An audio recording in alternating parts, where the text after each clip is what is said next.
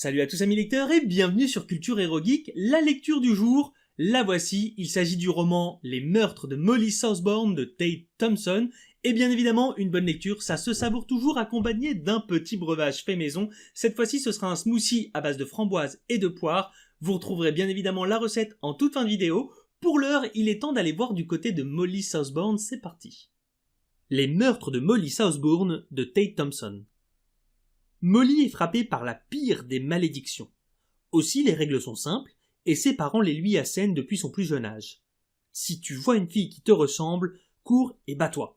Ne saigne pas. Si tu saignes, une compresse, le feu, du détergent. Si tu trouves un trou, va chercher tes parents. Molly se les récite souvent. Quand elle s'ennuie, elle se surprend à les répéter sans l'avoir voulu.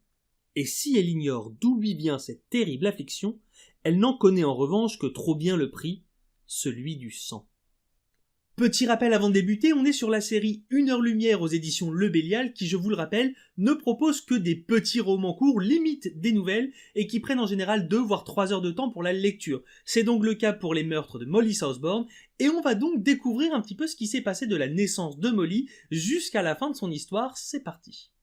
Molly Southbourne est une enfant qui vit à la ferme avec son père et sa mère, mais ce n'est pas une enfant comme les autres, elle a une particularité, une sorte de malédiction qui fait que lorsqu'elle saigne, son sang en quelques heures de temps se transforme en un clone d'elle-même qui généralement essaie de la tuer. Ses parents étant au courant de cette affliction, ils l'aident tout simplement en massacrant, en zigouillant les clones de Molly, et la mère nettoie le sang et le père démembre les cadavres et les enterre.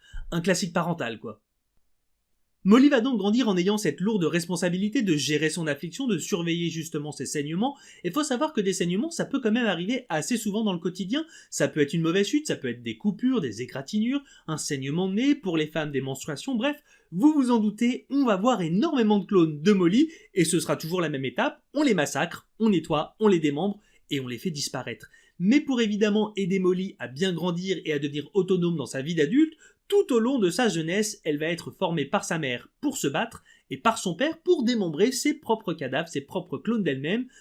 Un grand classique parental une fois de plus. Bref, une fois à l'âge adulte, Molly va vouloir aller à l'université pour s'instruire davantage, et une fois de plus, bien des choses vont lui arriver, mais je ne pourrai pas vous en dire davantage, tout simplement parce que c'est un roman court et je risquerai de vous divulgacher le plaisir de la découverte de l'intrigue justement de ce roman.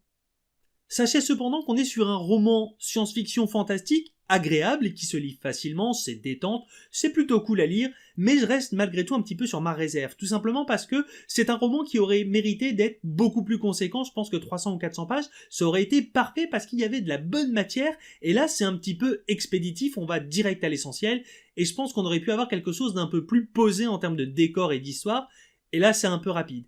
En plus de ça, j'ai l'impression qu'en lisant la 4e de couverture et dès le début du roman, on comprend une des 2 intrigues majeures de l'histoire, et c'est un petit peu dommage.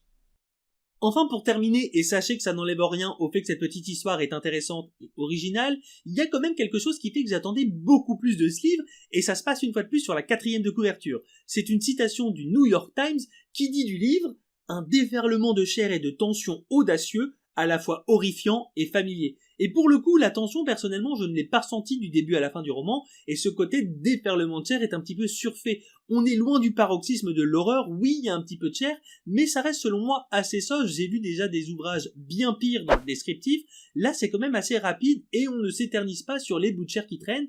Alors, pour moi c'est un petit peu surfait, et vraiment du coup, cette citation faisait que j'attendais bien plus de l'histoire, et on reste sur quelque chose d'un peu plus soft que prévu.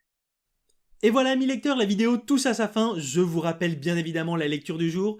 Il s'agissait de Les meurtres de Molly Southbourne de Tate Thompson, et bien évidemment vous allez découvrir dans quelques secondes la recette du jour, le breuvage maison que voici. Je vous laisse justement avec la recette, et moi je vous dis à bientôt pour une prochaine vidéo. Salut!